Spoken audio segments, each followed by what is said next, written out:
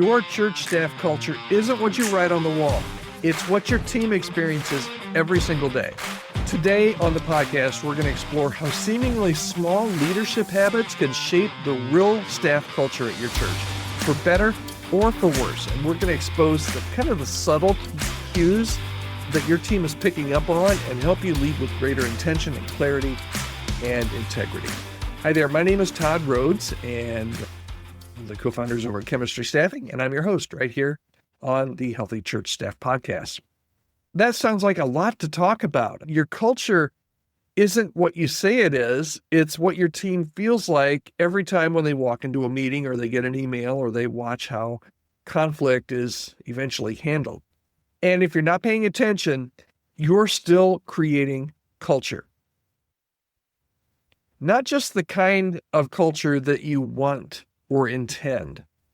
Okay, so we're going to talk about the culture that you're actually building and what to do if it's not what you had hoped or what you had planned.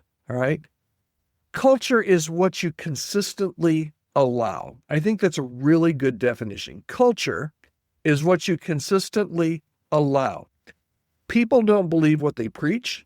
What you preach, they believe what you permit. If you allow gossip, that's the culture. If your meetings start late and run long, that's the culture. If staff constantly avoid tough conversations, that's the culture.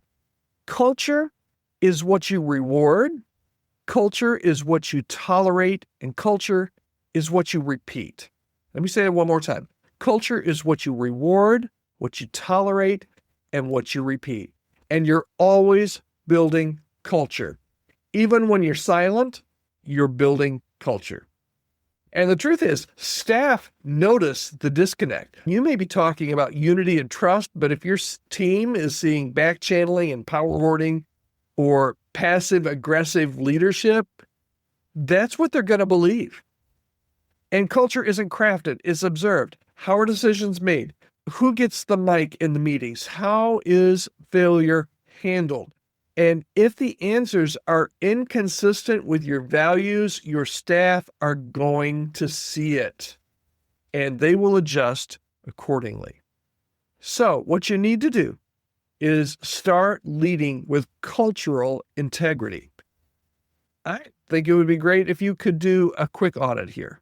What values are printed on your wall or on your website or in your staff handbook?